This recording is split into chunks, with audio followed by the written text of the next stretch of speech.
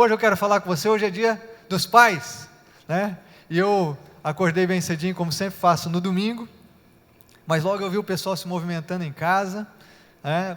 A Andréia com as crianças, que estão crescendo, é duro chamá-los de crianças, mas eu vi aquela movimentação, ouvi um barulho na cozinha, e dali a pouco eles me chamaram, me deram uns abraços, beijos, oraram comigo, que é maravilhoso, e me deram um cafezão assim, daquele especial, sabe, irmãos? Até eu já brinquei com vocês muitos anos atrás do Yakult, que depois que os filhos nascem a gente não toma mais Yakult, eles compraram uma coisinha de Yakult só para mim, maravilhoso, vou encher a cara de Yakult hoje, né? Maravilhoso, que os filhos vão nascendo, a gente não tem mais como tomar isso, porque a gente deixa tudo para eles, não é verdade? Depois que os filhos nascem, mas agora eles estão comprando para mim. Então, gostei muito do presente do Yakult hoje no Dia dos Pais. Fiquei muito feliz. E como é gostoso a gente vivenciar isso, não é verdade? Alguém já fez o cálculo assim, que você tem um filho no mundo, são milhares de reais. Milhares. O pessoal estava fazendo que em 20 anos é mais de 100 mil reais, especificamente com educação, roupa. É muito mais, né, irmãos? Que a gente investe na vida dos filhos. Mas você sabe que não tem preço. Não tem preço. A gente poderia investir muito mais se tivesse, porque não tem preço você viver a experiência de pai e experimentar o amor dos filhos. Bom, eu quero falar sobre o coração do pai. Coração do pai. Coração do pai. Porque Deus é retratado na Bíblia como um pai.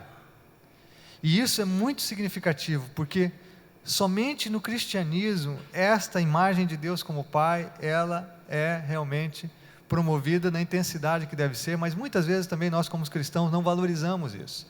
Por exemplo, o islamismo não consegue, eles não proíbem mencionar Alá como pai, Deus como pai, mas de nenhuma forma eles incentivam ou enfatizam Deus como pai, porque eles veem Alá como grande criador, mas não como pai. Como pai. Essa referência a Deus como pai vem do judaísmo, mas se aprofunda e ganha a plenitude, grandeza, maior expressão exatamente no cristianismo, através de Jesus Cristo, seu Filho unigênito, que expressa essa relação com Deus numa grandeza tremenda, Ele como Filho e Deus como Pai, que Ele também é Pai de cada um de nós. Então, eu queria ver com você um texto no capítulo 15 de Lucas, é um texto que nós conhecemos, mas que o Espírito de Deus tem certeza que é renovar no nosso coração nessa manhã. E você sabe que o Evangelho de Lucas, capítulo 15, nós temos 3 parábolas ali, 3 parábolas. Nós temos a parábola da ovelha perdida, dos versos 3 a 7, nós temos a parábola da moeda perdida, dos versos 8 a 10, e temos a parábola do filho pródigo, ou dos 2 filhos perdidos, dos versos 11 a 32. A parábola da dracma, ou da moeda perdida, dos versos 8 a 10, e nós temos a parábola do filho pródigo, ou dos filhos perdidos, dos versos 11 a 32. E a razão por que Jesus conta essas 3 parábolas, com praticamente o mesmo ensinamento, é porque os religiosos da sua época estavam criticando o fato de que ele se relacionava com pecadores, aqueles que eram vistos pelos religiosos e pela sociedade como grandes pecadores. E o Evangelho de Lucas, Lucas registra isso. Você pode ler comigo a partir do verso 1 ao 3, que diz que todos os publicanos, que eram cobradores de impostos e pecadores, estavam se reunindo para ouvi-lo. Eles tinham prazer em ouvir Jesus, como eu e você devemos ter nesta noite. Mas os fariseus e os mestres da lei o criticavam, afirmando: este homem recebe pecadores e come com eles. Comer com as pessoas na cultura de Jesus era um vínculo, um elo de intimidade. É por isso que Jesus, lá em Apocalipse capítulo 3, verso 20, diz: eis que estou à porta e bato, se alguém ouvir a minha voz e abrir o seu coração, abrir a porta, eu entrarei e cearei com ele e ele comigo. Jesus diz: eu vou comer com você e você vai comer comigo, o que é proposta de intimidade. Então Jesus era criticado porque ele comia com os pecadores, que era um vínculo de intimidade. Então, o verso 3 diz: Jesus contou esta parábola. E aí Jesus emenda 3 parábolas. E nessas parábolas, nós compreendemos muito sobre o coração do ser humano, e sobre o nosso próprio coração. Mas sobretudo, eu creio que nós também compreendemos muito a respeito do coração do Pai. Então, no verso 11, Jesus conta a parábola do filho pródigo, que é o filho caçula de um pai que tinha 2 filhos e que ele perde a herança, a parte da herança que lhe cabia, numa atitude de rebeldia, de egoísmo e de afronta contra o pai, porque pedir a herança do pai antes que ele tivesse morrido, era como se ele estivesse desejando que o pai morresse. Então, era um ato, dentro da cultura que Jesus vivia, inclusive da nossa hoje, era um ato de extrema rebeldia, ingratidão, de falta de amor, de egoísmo da parte desse jovem. Mas o interessante é que o pai não o contraria. O pai dá liberdade a ele. O pai pega a parte que lhe cabia e dá na mão desse moço. E a Bíblia diz que ele então pega todo aquele dinheiro e vai para uma terra distante, onde ele vive de forma irresponsável, onde ele gasta dinheiro nos prazeres. Inclusive o seu irmão mais velho diz depois que ele gastou com as prostitutas, ou seja, ele gastou na balada, ele gastou com a mulherada, ele gastou na bebida, ele gastou de forma irresponsável tudo que o pai havia conquistado. Agora, ele chega no nível mais fundo, porque no contexto que Jesus vivia, que era o contexto judaico, alguém que cuidava de porcos era a profissão mais baixa, o lugar mais baixo que alguém poderia chegar. E esse menino, por não ter mais dinheiro, por ter gastado tudo de forma irresponsável, foi cuidar de porcos. E desejava comer aquilo que os porcos comiam, porque ele não tinha alimento para se sustentar. Ele chegou no nível mais baixo que ele poderia chegar. Um insulto para o seu pai e para a sua família. E olha o que diz o verso 17. Diz que nesta situação ele caiu em si. E ele disse: quantos empregados do meu pai têm comida de sobra, e eu aqui morrendo de fome? Eu me porei a caminho e voltarei para meu pai e lhe direi: pai, pequei contra o céu e contra ti, não sou mais digno de ser chamado teu filho, trata-me como um dos teus empregados. A seguir, levantou-se e foi para seu pai. Estando ainda longe, seu pai o viu, e cheio de compaixão, correu para seu filho, e o abraçou e beijou. O filho lhe disse: pai, pequei contra o céu e contra ti, não sou mais digno de ser chamado teu filho. Mas o pai disse aos seus servos: depressa, tragam a melhor roupa e vistam nele, coloquem um anel em seu dedo e calçados em seus pés, tragam um novilho gordo e matem-no. Vamos fazer uma festa e comemorar, pois este meu filho estava morto e voltou à vida, estava perdido e foi achado. E começaram a festejar, a festejar. Nesta parábola do filho pródigo, depois nós vamos ler a sequência, como o irmão mais velho nesta história age, e como o pai age com ele. Mas nesta parábola nós vemos, como eu disse, muito do coração do pai. E eu queria deixar algumas palavras nessa noite que expressam a verdade a respeito do coração do pai, o coração de Deus como o nosso pai, coração do nosso Pai Celestial. A primeira delas é expectativa. Você pode anotar no seu boletim. Primeira palavra que expressa o coração do pai nessa parábola é expectativa. Se você observar comigo o verso 20, diz que quando o jovem se levanta e vai para o seu pai, depois dele formular a sua confissão, depois dele ter caído em si e dizer: eu vou chegar ao meu pai e vou pedir perdão, vou falar que eu pequei contra o céu e contra ele. Quando o jovem se levanta e vai para o seu pai, o texto diz que estando ainda longe, seu pai o viu e cheio de compaixão, correu para o seu filho, o abraçou e o beijou. No contexto da época, isso era inadmissível, inimaginável que um pai corresse na direção do seu filho, porque o pai tinha uma posição de autoridade na família. O pai não faria isso normalmente, ainda mais de um filho rebelde, um filho que havia ultrajado o seu pai e o nome da sua família. Mas o que nós vemos aqui é que o pai nessa história representa o nosso Deus, e que este pai em nenhum momento desistiu do seu filho, que este pai em nenhum momento, mesmo que seu filho havia virado as costas para ele, mesmo que seu filho havia pego parte da herança, mesmo que seu filho havia desprezado a sua presença e o seu lar, o pai de nenhuma forma havia desistido desse filho. Pelo contrário, ele ansiava pelo dia em que esse filho voltaria. Ele nutria dentro de si uma expectativa profunda, esperando ver seu filho de volta, esperando tê-lo nos braços, esperando perdoá-lo, esperando manifestar o seu amor novamente e tê-lo em sua companhia. E é exatamente isso que nós vemos a respeito do coração de Deus.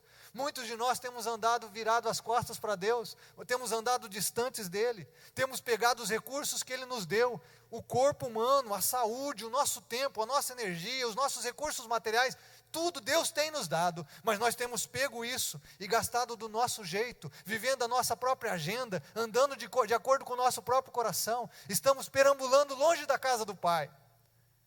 Mas o Pai não desistiu de nenhum de nós, porque o Pai tem dentro de si uma expectativa, um anseio, por que não dizer essa palavra sem o tom negativo, ansiedade, de que cada um de nós se volte para Ele, e possa experimentar o seu amor, o aconchego da sua casa, os seus braços ao nosso redor, a sua proteção e a sua provisão. Cada um de nós possa se voltar para Ele e realmente experimentar da sua presença como um Pai. Eu acho isso lindo no coração de Deus. Aqui nós não temos Deus na atitude de dizer assim, escolheu ir embora, que fique por lá. Como muitas vezes nós já ouvimos alguns pais de família dizendo, virou as costas para mim, que fique por lá, meu filho morreu para mim. Quantas vezes eu já ouvi isso da boca de alguns pais? Meu filho, eu nem me lembro dele, ele morreu para mim. Esse não é o coração de Deus. O coração de Deus tem uma expectativa por cada filho perdido. O coração de Deus nutre uma ansiedade por cada filho que volte à sua casa, que volte a desfrutar do seu amor. Eu gosto muito do texto de 2 Crônicas 16:9, em que diz, quanto ao Senhor, seus olhos passam por toda a terra, para mostrar-se forte para com aqueles cujo coração é perfeito para com Ele, é totalmente dele.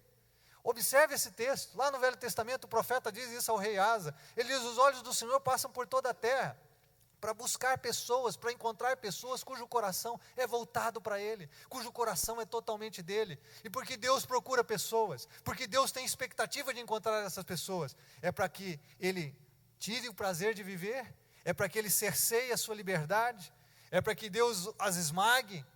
Muitas de nós temos a visão de um Deus que é um punidor, como se Ele fosse um policial, que está esperando a gente errar para descer o cacetete na nossa cabeça. Mas não é essa a imagem que essa parábola passa. Não é esta a imagem que a Bíblia revela a respeito de Deus.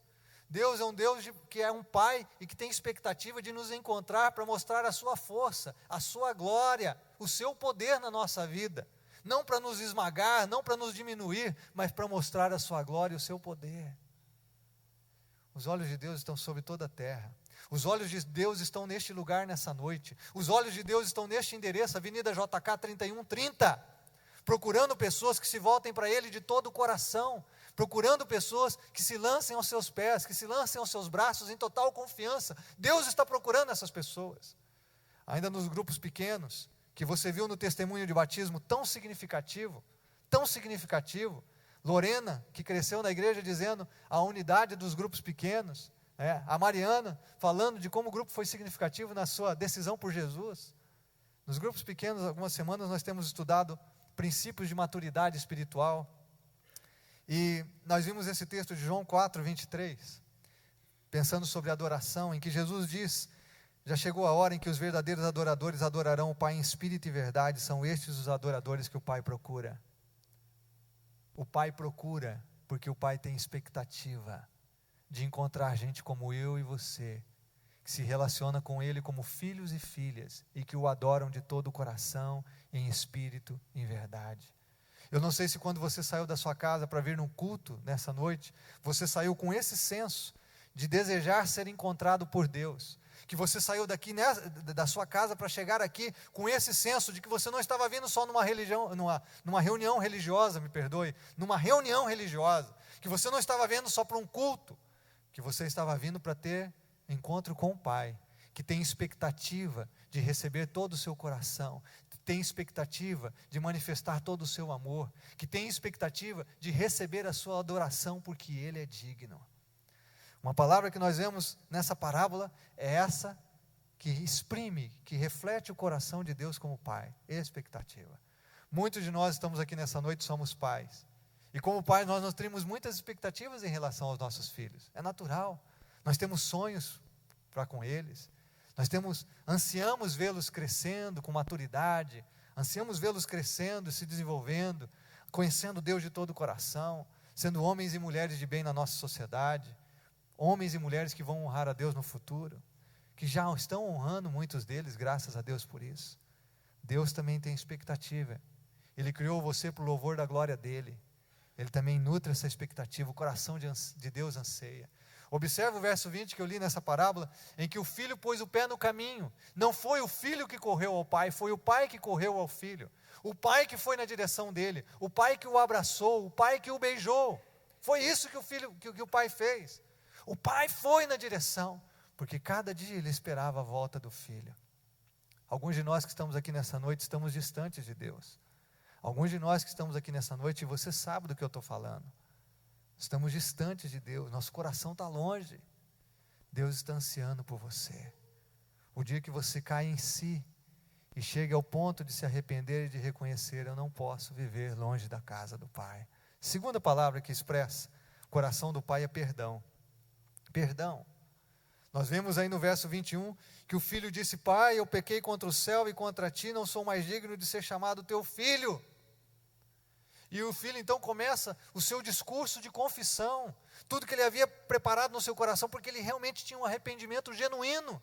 E ele começa então a confessar: pai, eu pequei contra o céu e perante ti. Mas o pai não deixa nem que ele termine esse discurso, que ele diga: eu não sou digno mais de ser seu filho, me faz um dos seus servos, um dos seus empregados. Olha o que o pai diz.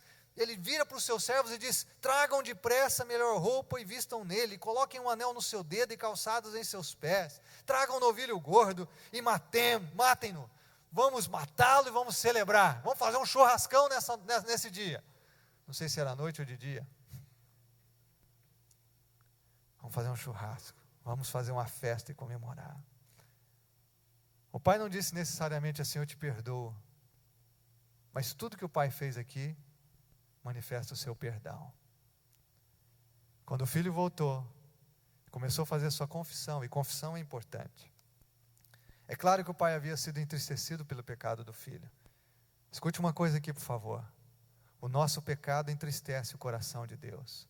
O nosso pecado fere a santidade e a glória de Deus. Sim, ofende a santidade e a glória de Deus. E o pecado precisa de arrependimento e confissão, como esse jovem fez aqui. Precisa, porque senão nós não podemos receber perdão. Agora, escute isso com atenção. Uma vez que há confissão e arrependimento, o Pai tem perdão. Na Bíblia, pecado arrependido e confessado é pecado perdoado. Mas muitas vezes o diabo, acusador da nossa alma, do nosso coração, vem dizer a você que isso não é verdade, que você já pecou mês passado, fez a mesma coisa e agora você está pedindo perdão de novo, que o Pai não te perdoa. Que você fez isso semana passada e hoje você fez de novo, o Pai não te perdoa. A Bíblia não diz isso. O coração do Pai não é assim. O coração do Pai é um coração perdoador.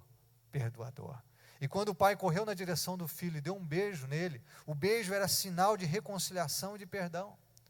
Pense nas atitudes erradas do filho. Ele desafiou seu pai com desrespeito quase inimaginável, especialmente na cultura de Jesus, como eu disse. O pedido era um insulto indizível ao pai. Não era pelo pedido de dinheiro, mas porque ele estava rejeitando o pai e a bondade que ele tinha lhe mostrado através dos anos. Ele abandonou sua família, pegou suas malas e viajou para outro país. Agora considere a grandeza do perdão do pai. Grandeza do perdão. Quando o filho diz: eu não mereço ser chamado teu filho. O pai não disse assim: o que é que você está falando? Você gastou tudo que eu lhe dei e agora você vem pedir perdão? Rapaz, vai para os seus afazeres. Vai agora recuperar o que você perdeu. Não, o pai não fez assim. O pai ministrou perdão a esse filho, com as suas atitudes, com as suas palavras. O pai restaurou esse filho com o perdão. A Bíblia é clara em dizer, nós memorizamos esse texto no curso de verdades básicas que vocês ouviram nos testemunhos de batismo, a importância desse curso. 1 João 9, se nós confessarmos os nossos pecados, Ele é fiel e justo para perdoar os pecados e purificar de toda injustiça. Não importa, se você precisar confessar o mesmo pecado de novo, confesse. Confesse, se arrependa, até que Deus purifique você desse pecado e liberte você disso. Mas não desista, não entre no jogo de Satanás que diz que você não deve mais pedir perdão por um pecado que você já cometeu. Não entre no jogo de Satanás como se Deus não pudesse perdoar mais a você porque o seu pecado foi grave demais. Não entre, porque o coração do Pai é um coração perdoador. Terceiro lugar, Terceira palavra que nós vemos expressa nessa parábola, pela atitude do pai, não, a palavra não está aí, mas pela atitude do pai, é graça. Graça. A graça. Você sabe que graça é Deus dar aquilo que nós não merecemos? Graça é Deus dar aquilo que nós não merecemos, que nós não poderíamos comprar com o nosso esforço próprio, que nós não poderíamos conseguir com o nosso mérito pessoal. Isso é graça. Graça é Deus dar aquilo que nós jamais conseguiríamos por nós mesmos. Isso é graça. E nós vemos aqui que o Pai fez tudo isso, porque o nosso Deus, o coração do Pai é um coração de graça. Coração de graça. Coração cheio de graça. Quero pedir para o pessoal não ficar se manifestando, não ficar se levantando, por favor. Por favor. Por favor. Preste atenção. Você perde a atenção e você tira a atenção das outras pessoas. A graça. Veja que o Pai não só perdoou, o Pai fez mais. E graça significa que Deus faz mais, que Deus faz muito mais do que aquilo que nós somos dignos ou do que nós merecemos. Você observou que a Bíblia diz que quando o jovem começa a fazer sua confissão, o pai diz para os seus servos: depressa, pega a melhor roupa. O pai não diz assim: pega uma roupa porque esse meu filho está fedido, está sujo e chegou na minha casa desse jeito. O pai diz assim: pega a melhor roupa e coloca no meu filho. Ele não vai ser empregado aqui, ele é filho. O pai diz: coloca um anel no dedo. Anel era símbolo de autoridade. O que o pai estava fazendo é dizer assim: esse jovem que voltou aqui, ele não vai ser empregado, ele é meu filho, ele sempre vai ser meu filho. E o pai deu o anel que simbolizava a autoridade diante dos servos. Não só isso, o pai diz: coloca a sandália nos pés. Por quê? Porque no contexto da cultura da época, servos e escravos não usavam sandálias, andavam descalços, viviam descalços. Mas o pai diz: coloca a sandália nos pés, porque ele é meu filho. O pai não somente perdoou, o pai não disse para o filho assim: vem, eu vou te dar um prato de comida cada dia, você vai trabalhar pelo teu sustento agora comigo. O pai fez muito mais, porque o pai é o Deus da graça, e a graça do pai é sempre maior que o nosso pecado. Muitas vezes, irmãos e irmãs, amigos e amigas, você que nos visita nessa noite, nós estamos vivendo dias em que estamos comendo as migalhas deste mundo, nós estamos vivendo os recursos escassos deste mundo, quando Deus é o Deus da graça e tem muito mais para mim e para você. É por isso que nos leva a quarta palavra. E a quarta palavra do coração do Pai é abundância. Abundância. Abundância. Como eu disse, muitas vezes nós estamos vivendo com os recursos escassos deste mundo. Estamos procurando prazer, sentido e propósito para a nossa vida neste mundo, comendo as migalhas que Satanás joga nas nossas mãos. Entenda uma coisa: o que Deus tem para você é algo abundante. Jesus mesmo disse em João capítulo 10, verso 10, que Ele veio para trazer vida e vida em abundância. Vida e vida em abundância. Você conhece o que Paulo afirmou em Romanos capítulo 5, verso 20? Que onde abundou o pecado, superabundou a graça. Onde abundou o pecado, superabundou a graça. Porque a graça é sempre maior e Deus tem sempre em abundância. O próprio jovem, no verso 17, quando ele caiu em si, veja o que ele disse. Ele diz: quantos empregados do meu pai têm comida de sobra, e eu aqui morrendo de fome? Ele reconheceu: peraí, o meu pai tem recursos demais. Na casa do meu pai eu nunca comi simplesmente uma fração, nunca foi uma ração diária. Na casa do meu pai sempre teve abundância, e eu aqui passando fome, enquanto os empregados do meu pai têm comida de sobra. Você já parou para pensar nos recursos que Deus tem para você, na sua graça, no seu amor? Irmãos, Deus não tem algo fracionado para mim e para você. Agora eu estava orando com o pessoal que se batizou, eu estava dizendo: olha, a Bíblia diz que vocês estão assentados nas regiões celestiais. A Bíblia diz que o nome de vocês está escrito no livro da vida. A Bíblia diz isso. Viva, vocês são filhos e filhas de Deus, vivam como filhos de Deus. Há abundância de recursos na presença do Pai. O apóstolo Pedro, que andou com Jesus 3 anos, viveu na intimidade de Jesus, olha o que ele afirma na sua última carta. Ele diz: seu divino poder nos deu todas as coisas de que necessitamos para a vida e para a piedade, por meio do pleno conhecimento daquele que nos chamou para a sua própria glória e virtude. Observe essa frase: o divino poder de Jesus nos deu todas as coisas de que necessitamos. Em Jesus, no colo do Pai, através de Jesus Cristo, seu Filho, nós temos todos os recursos que precisamos para viver uma vida digna, honrada, honesta, abençoadora para os outros, para a nossa casa, para nós mesmos. Eu e você temos tudo. Você lembra como o salmista expressou num dos salmos mais conhecidos da Bíblia, o Salmo 23, em que ele diz: o Senhor é o meu pastor e nada. Nada significa o quê? Nada significa nada. Absolutamente nada vai faltar. Ele diz: Ele é o Deus, Ele é o meu pastor, Ele me guia a pastos verdejantes, Ele me leva a águas de descanso, Ele refrigera a minha alma, abundância. Ele diz: o meu cálice transborda, aleluia. O que Deus tem para mim e para você é abundante. Mas muitas vezes, eu e você vivemos como se o nosso Deus não tivesse abundância de recursos para suprir nossas necessidades e para abençoar a nossa vida. O colo do Pai, a presença do Pai, a casa do Pai, é o melhor lugar que eu e você podemos estar, porque lá há abundância de tudo que nós necessitamos. Você precisa de força? Deus tem força. Você precisa de sabedoria? Deus tem sabedoria. Você precisa de direção para a sua vida? Deus tem direção. Você precisa de um renovo nessa noite? Deus tem renovação para você. Você precisa sentir o calor da presença dEle. Ele quer envolver você com a sua presença. Abundância. Você precisa de milagres? Nosso Deus é um Deus de milagres. Sim, abundância. O recurso de Deus é inesgotável. Por isso, é o que nós vemos esse jovem voltando para a casa do pai, se lembrando: a casa do meu pai, há comida de sobra, há recurso de sobra, porque na casa do meu pai há abundância. Quinto lugar, a quinta palavra que reflete o coração do pai é relacionamento. Relacionamento. Entenda o seguinte: Deus não foi atrás do filho mais novo, quando ele pediu parte da herança e foi embora. Porque Deus não quer pessoas que fiquem na casa com Ele, se relacionem com Ele por força ou porque não tem outra opção.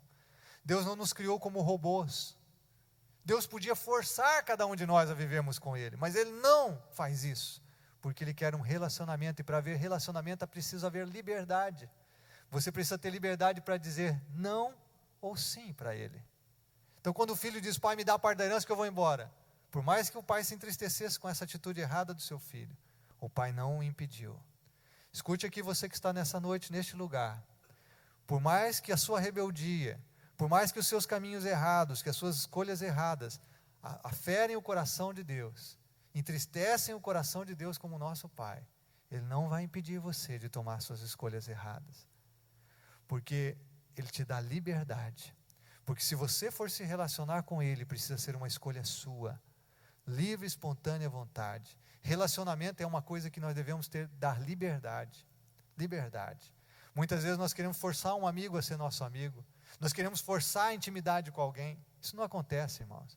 Relacionamento tem que ser livre. Duas pessoas se relacionam. É uma via de mão dupla. E Deus sabe disso. Então Deus dá liberdade. Agora, nessa parábola tem um segundo filho, que é o filho mais velho.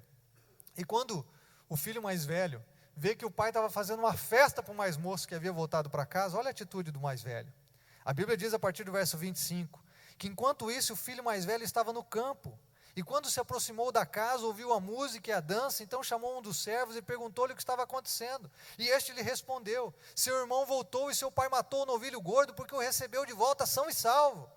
O filho mais velho encheu-se de ira e não quis entrar. Então seu pai saiu e insistiu com ele.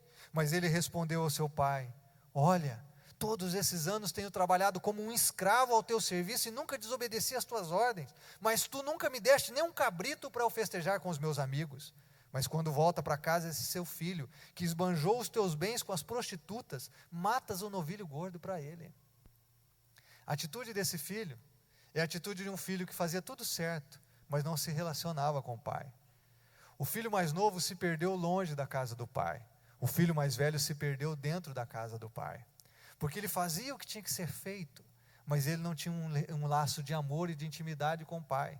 E quando a gente serve a Deus não por amor e relacionamento, mas servimos a Deus como uma obrigação, nós nos sentimos exatamente assim, como escravos.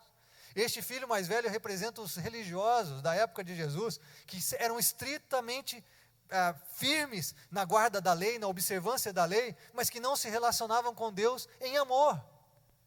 Esse filho também estava errado. E o que nós vemos aqui então é que Deus, o Pai, vem e ministra o seu filho.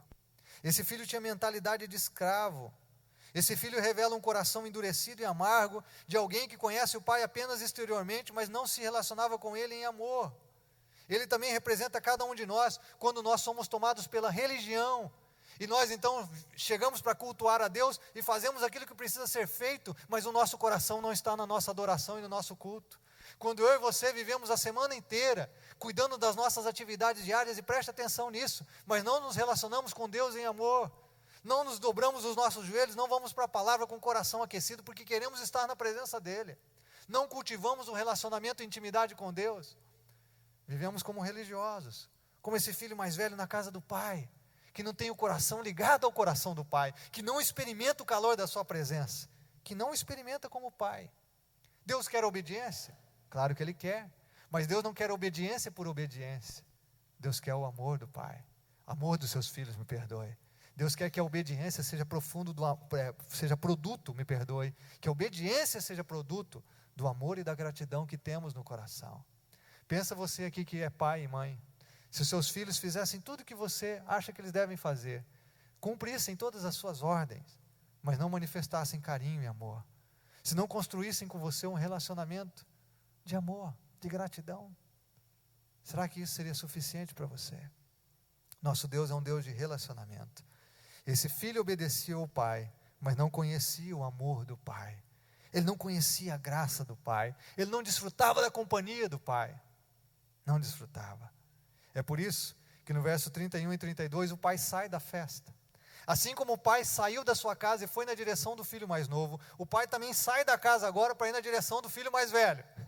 Porque esse é o pai de graça e de perdão. É o pai da expectativa, é o pai da abundância de recursos. E o pai vai na direção do filho mais velho e diz: filho, você está sempre comigo, rapaz. Tudo que eu tenho é seu. O pai vem e ministra esse filho. Isso significa que se você está perdido dentro da casa do pai, sendo um religioso, sem se relacionar com Deus como filho e filha, que há esperança para você e para mim. O pai vem e diz: espera aí, tudo que eu tenho é seu. O pai vem com ternura, o pai vem com amor. O pai não arrebenta com ele, não se ira com esse filho por causa do seu orgulho, por causa da sua ira, da sua inveja do irmão mais novo, de jeito nenhum. O pai é eterno. E o pai diz assim: filho, tudo que eu tenho é teu, mas nós precisamos nos alegrar. Compreenda, meu filho, o que eu tenho é seu. Vem para o aconchego da casa do pai, experimenta o que eu tenho para você. O fato de Jesus deixar em aberto aqui a reação do filho, como esse filho reagiu depois a interrupção do pai, do encontro com seu pai, deve nos animar. Ainda nós podemos fazer a coisa certa, e é possível que esse filho tenha feito a coisa certa. E a coisa certa é vir para o pai para construir um relacionamento de amor.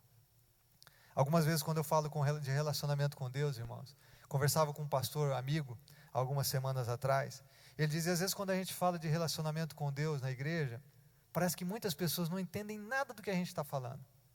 É mais ou menos como no encontro de casais, você falar que você pegou a sua esposa, foi para um jantar romântico, num restaurantezinho, olhou nos olhos dela, pegou nas mãos, bateu um papo bem descontraído, deram gargalhadas, sorriram, curtiram aquele momento e foram embora. Muitos casais que estão casados 15, 20, 30 anos, 40 anos, não sabem o que é isso, porque não têm intimidade e relacionamento como casal. E quando você fala isso para a igreja, muitos casais perguntam: mas será que isso existe, isso é possível? Da mesma forma com Deus. Muitas vezes quando nós chegamos aqui, falamos de um relacionamento com Deus que é aconchegante, que é caloroso, que é na intimidade. A percepção que a gente tem aqui, irmãos, é que muitos de nós não têm a mínima ideia do que isso significa, porque nós não estamos vivendo com Deus como nosso Pai. Não temos a mínima ideia do que é se relacionar com Deus em amor, em intimidade, em relacionamento pessoal. E isso é tão triste. A minha tristeza, o peso no meu coração nessa noite é que você saia daqui, e que você saia com o sentimento de que você fez um ato religioso, que você saia daqui, e que Deus continue distante da sua vida, e que você continue distante de Deus, distante dos braços do Pai, e que você não construa com Ele um relacionamento de intimidade e de amor. Sexto lugar, a sexta palavra é celebração. Celebração. As 3 parábolas de Lucas 15 indicam a alegria de se encontrar algo que se estava perdido. A da ovelha perdida, ele encontrou a ovelha e se celebrou. A da moeda perdida, a mulher encontrou a moeda e celebrou com as suas vizinhas. E o filho perdido, o pai fez uma festa. Falou, mata o novilho gordo, vamos fazer aquela picanha agora. Não, vamos celebrar a festa. Por quê? Porque o nosso Deus é um Deus de celebração e de festa. 2 vezes nesse Lucas 15, o verso 7, Jesus diz assim: haverá mais alegria no céu por um pecador que se arrepende do que por 99 justos que não precisam arrepender-se. Ou 99 justos que acham que não precisam de perdão, porque todos nós precisamos de perdão. Mas há muita gente que se auto-justifica, há muita gente orgulhosa, há muita gente que não se arrepende. Verso 10, Jesus afirma a mesma coisa: há alegria na presença dos anjos de Deus por um pecador que se arrepende. É por isso, meus irmãos, que hoje há festa no céu. 7 pessoas testemunharam aqui da sua fé através do batismo, mas outras vão testemunhar no próximo domingo, no culto de manhã, em mais um batismo que vamos ter. Glória a Deus, irmãos, porque é gente que está se arrependendo e o céu está em festa, porque é filho e filha voltando para a casa do pai. É gente que está conhecendo a graça, o perdão, a abundância, a expectativa carinhosa do pai em relação a elas, e que está vendo que só no pai é que tem sentido e propósito de verdade. Devemos nos lembrar, irmãos, que o nosso Deus é um Deus de festa, de alegria, de celebração. Muitos de nós temos a imagem de Deus como um Deus carrancudo. Muitos de nós temos a imagem de Deus como um Deus sisudo. Muitos de nós carregamos aquela imagem do pai que tínhamos no passado, em que as crianças estavam brincando dentro de casa, de repente o pai abria a porta e a mãe já dizia: pss, pss, o pai chegou. E todo mundo tinha que ir quietinho. O pai chegou. Nosso pai não é assim. Nosso pai não é um Deus de libertinagem, de desobediência, de submissão, desordem. Mas nosso pai não é assim. O nosso pai ia entrar dentro de casa e correr atrás da gente, abraçar e fazer cosquinha, que a gente fala. Como que é? Pode falar cosquinha?